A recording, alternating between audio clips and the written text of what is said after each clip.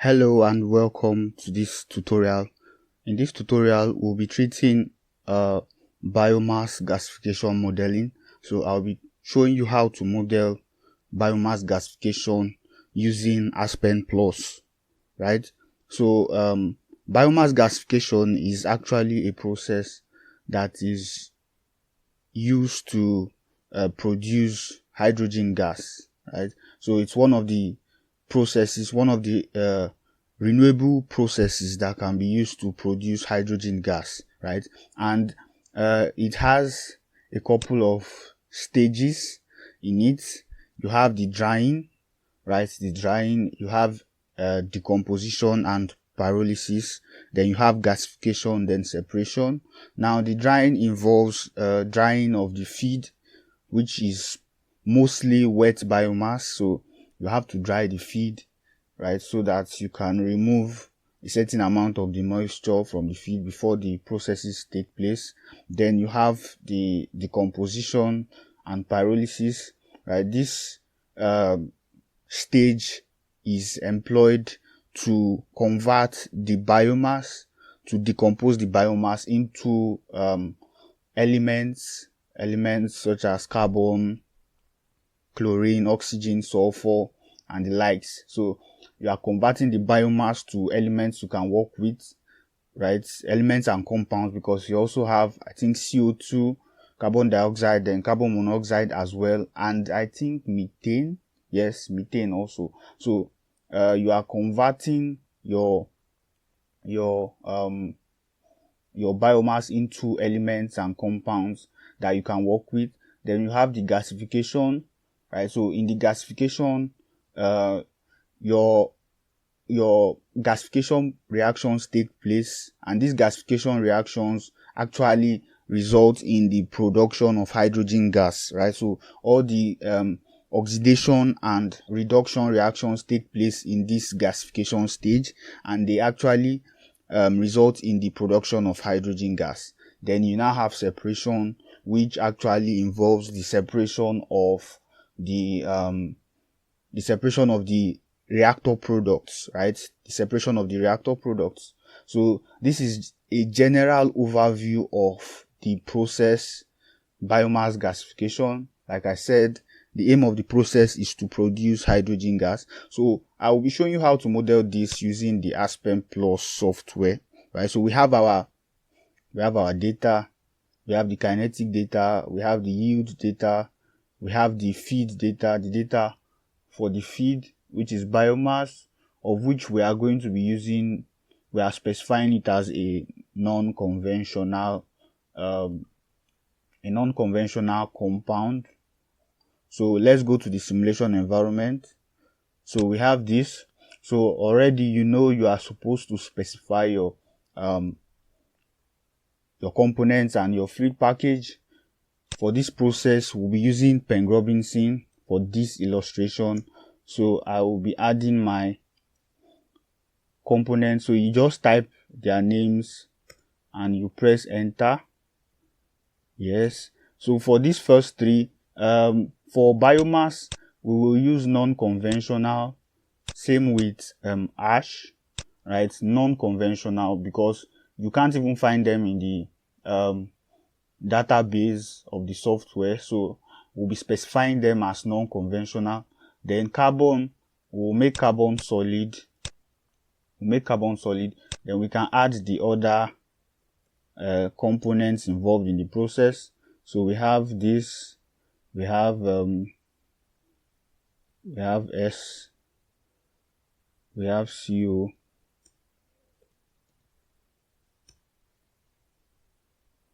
so we are done adding our components. We can then move over to the fluid package to specify the fluid package, which will be Pengrob. So at this point, we have specified both the components and fluid package. The next step is to specify the non-conventional component, which is biomass. So now biomass will be specified using the proximate and ultimate analysis data that you can actually get from research journals. So if you want to model this kind of process, you can get your proximate and ultimate data from different research journals. Just browse about them and then you get this kind of values from them. So you specify this in the properties environment. So to do that, you go to you can just click next. So it takes you over there. Let me see. Yes, so it takes you to NC properties, and NC properties is under, I think it's under methods. So it takes you to NC properties. So you get to specify the biomass NC property data. So we are going to be specifying the method for enthalpy and density, which are H cogen and qualite. Okay, let me do this again.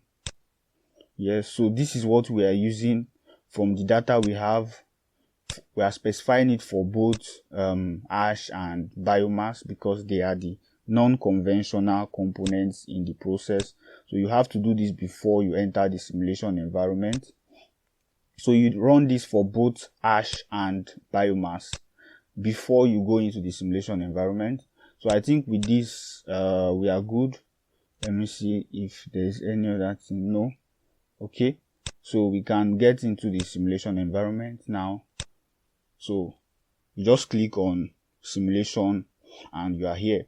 Now this is your simulation environment, and for this illustration I will be starting with the decomposition process, which is the yield reactor. I will be starting from there. I want to start my own process from there. So I will be getting out the yield reactor for this illustration. So we have this R yield log B1. So you bring it to the environment, then you introduce your feed stream and your product stream. Okay, so we have this on our screen. Now I can take this up. Yes. Okay, and I align this, so we are good now. So before we start specifying our feed, which is the first thing we are supposed to do, you go to setup and you change the stream class. You change it to I think you should use mix NC. So for example, in this illustration I'll use mix NC. Now mix NC is used when you have non-conventional components as well as conventional components in your process. So we have conventional components such as hydrogen, oxygen, carbon dioxide, and then we have non-conventional components such as ash and biomass, right? So we can use mixed NC to cater for all of them, right? Okay, I think I would use this one instead, the one of CI solid, because of a certain separation I may do later. So I will use this instead. Now the case of we have mix NC PSD, right? For mix NC PSD is a case where you have conventional components, non-conventional components, and you also have the particle size distribution, right? So if you have your particle size distribution, you can pick the PSD formats of those stream classes, but I don't have such information, so I will not pick that. So I will just leave it at mix NC CI. Yes, I'll leave it at this, and we can start the modeling now. So before you start modeling with non-conventional components, you have to come here and change your stream class before you can start your specifications in the flow sheet. So you open this, and we are going to be specifying biomass because biomass is our feed. So to specify biomass, you come here and you click on NC solid, right? So NC solid, so we specify our feed data. Feed data, you have 5,000 kg per hour, then I think atmospheric conditions. So you can change this to mass frac. So biomass is 1. Composition of biomass, then we have 5,000 for 5,000 for mass flow, then you have 25 degrees for temperature and 1 atm for pressure. So this is atmospheric conditions. So we have specified the feed properties. Now we have to specify the proximate and ultimate analysis data, and you can do that in the component attributes, right? Component attributes. So what you need to do is you click on the drop down, and then this comes up, so you can specify the proximate and ultimate data. So I will be specifying that now. So let's go back. So we have the proximate analysis data. We have all of this. So I will just type them in. We have for moisture, you have 10.63. Then let me see. You have 25.48 for fixed carbon. So we have done specifying this proximate analysis value. Then we also do the same for ultimate analysis. So from our data, we have for ash is 7.13. Ash is 7.13. 7.13. Then the next is carbon 54.18.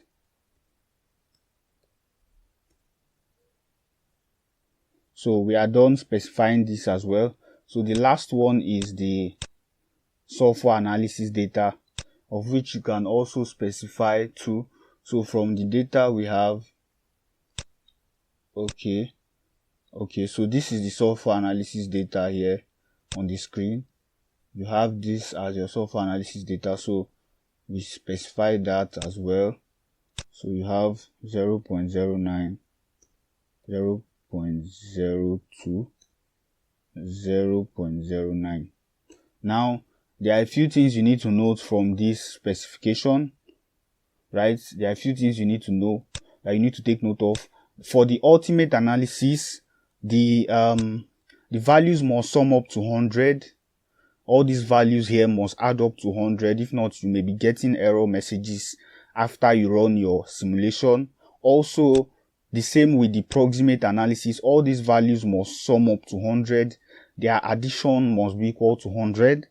Then for the sulfur analysis, the sum of these values must be equal to the sulfur amount in the ultimate analysis, right? So what I mean is, in the ultimate analysis, you have a value for sulfur 0.21, right? 0.21.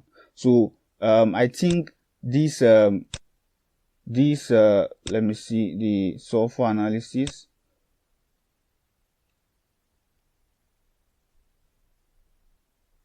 So in the ultimate analysis, we have 0.21 sulfur. So I will just change this to 0.03 so that the addition can actually sum up to 0.21, which is the value for sulfur. And as you can see, you see that this feed stream is fully specified. It's fully specified now. So we can move over to specifying the yield reactor itself. So we can exit this and then move to the yield reactor. So you specify your temperature and pressure here. So for temperature is still, for pressure is still atmospheric pressure, but temperature is about 700 degrees Celsius. Okay, I would want to use the same temperature here too for the feed, right? I want to use the same temperature for the feed also. So the feed is entering at the same temperature with the reactor. So in your own model, I think you may want to insert a heater before the reactor so that heater heats your feed to the desired temperature of the reaction, right? So I'm using 700 degrees Celsius. So after specifying this, we go to the yield to specify the yield of the products, right? The reactor products. So we are expected to specify component yields of the reactor products. So first off, you have to specify which products are coming out from the yield reactor. So let me see. Okay, let's go with ash first. Ash, carbon, then what else do we have? Ash, carbon, hydrogen,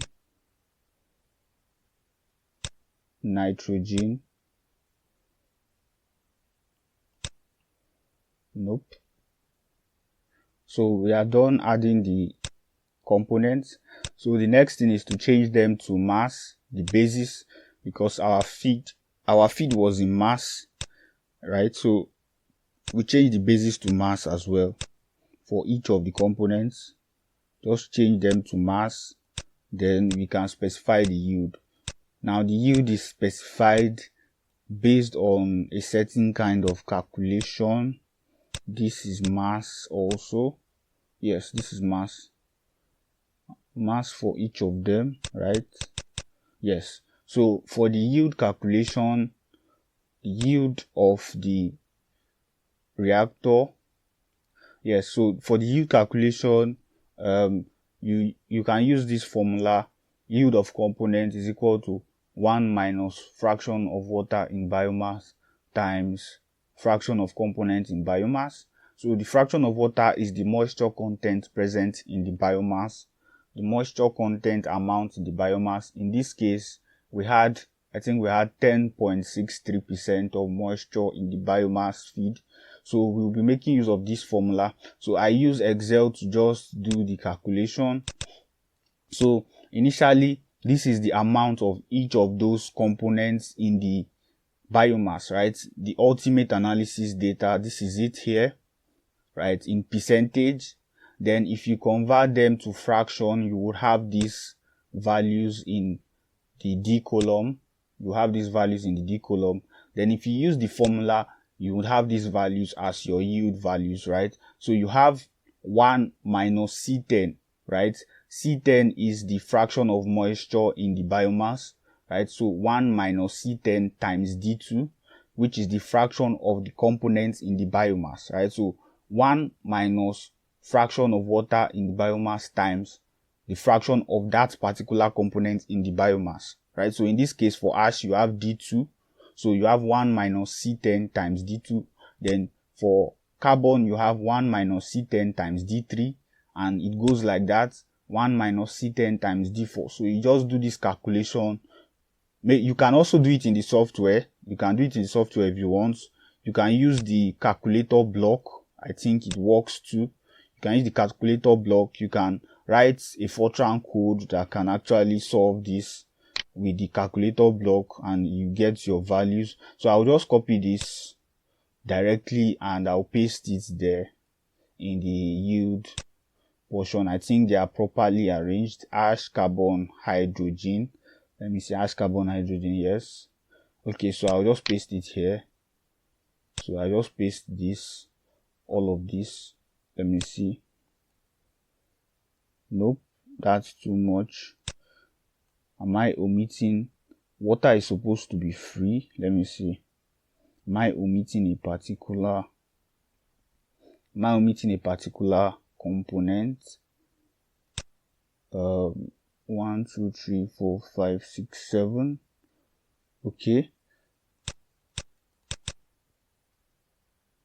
So I omitted chlorine, right? So I've added it and I've copied back the values into the yield portion. So you see that we are left with water, right? We calculated values for all this, but we don't have any value for water. Now, the value for water is typically the value for moisture content in the biomass feed, which is the value we used for the calculation. So we had 10.63% moisture in the biomass feed, and that makes water 0.1063. That's the fraction of water in the feed. So this value is what we are going to be using as our yield of water in that particular section. So you just type it in there. That's 0.1063 and you press enter. And after this, I think the input is complete. Then we can also specify component attributes for ash. Why we are doing this is because ash is also a yield of this particular reactor. Ash is actually one of the components that will be produced from this reactor. So, and it is also non-conventional, so you have to specify it in the component attribute section. So you just do that for the proximate. For the proximate, you specify ash as 100 as well as the ultimate. So you just specify ash as 100. Then for the sulfur, ash is not present there, so you can just specify all of them as zeros, right? So I think now the specification for this yield reactor is complete. Yes, I think it's complete. So we can run the model.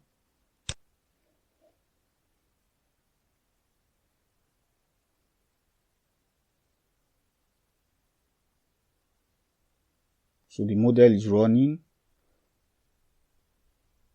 Yes. So we are done running the model and you can check your status. Okay, let me see. Line 2, paragraph. Let me see. Self anal is not equal to that in the attributes proxanal. Okay, I think I can let me see. Substream, the sum of attributed component values. Let me see if I can work on this a little. So after running the model, I'm getting these errors. So I will try to correct them using some specific rules. So like I said initially, when you are specifying your feed for your biomass, number one, you must ensure that the proximate values of the feed stream is up to 100. The proximate values, also the ultimate values as well. Then the value for ash must be the same in the ultimate and proximate analysis data, right? So if it's not the same in the data you got from a research paper or anything, you can actually adjust it yourself. You can adjust it reasonably so that you can clear those errors that usually come up from the yield reactor, right? Also, the values of pyritic, sulfate and organic must sum up to the sulfur value in the ultimate analysis data. I'll be illustrating all of this, right? So I said if ultimate and proximate data gotten aren't up to 100, simply adjust some of the component values, right, so that they can sum up to 100, right? Unity. So let's go back to this. So we have this error, so I will just try to modify some of the values. So like I said, let's check. For here we have ash as 7.13. Now in the proximate you have ash as 8.89. So I want to make changes to some of these values, right? I want to make changes to some of these values. So I will change this. I want to change this and that of the sulfur. Okay, so I will go back here. I just change some of the values a bit. So this I will change it to 0.2.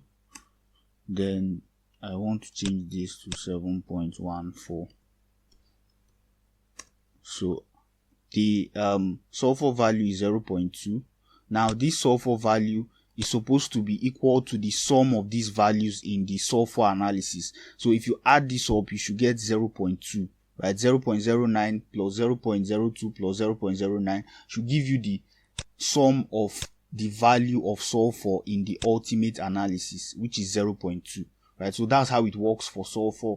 Then for ash must be the same in the ultimate analysis and the proximate analysis. So I will change this to 7.14 as well. 7.14. Then I would adjust this 27.23.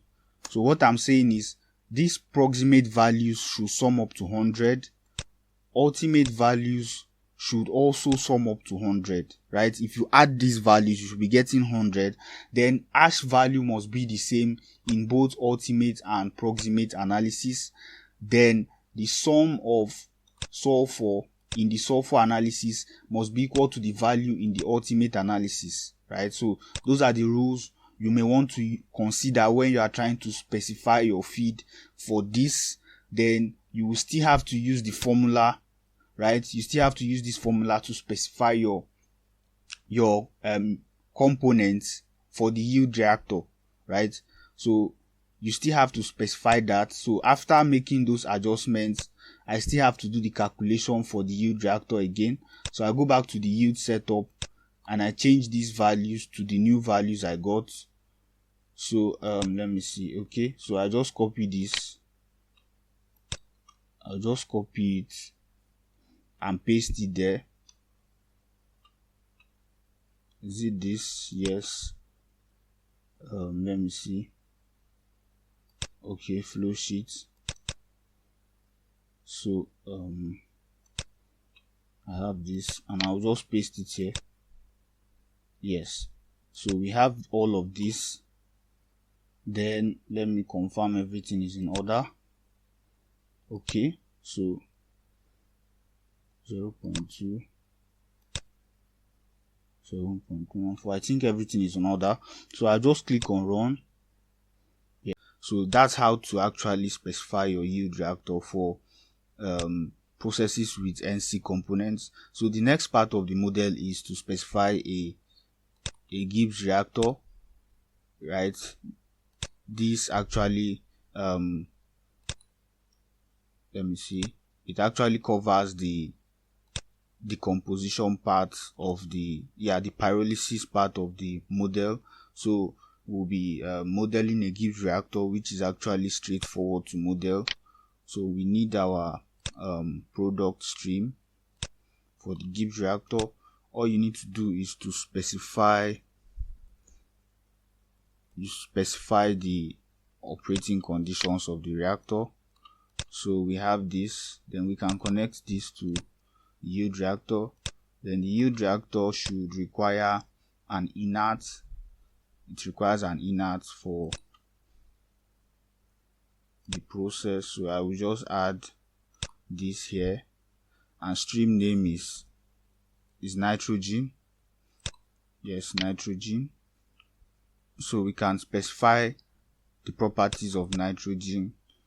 Nitrogen is mixed, right? Mixed, not NC. It's a conventional component, so you specify it as mixed. So for this, we'll be using mass flow still. Then here we are using mass fraction, of which nitrogen is 1. Then we are specifying this and this. We'll specify the conditions. Then the mass flow, I will just use this value for it.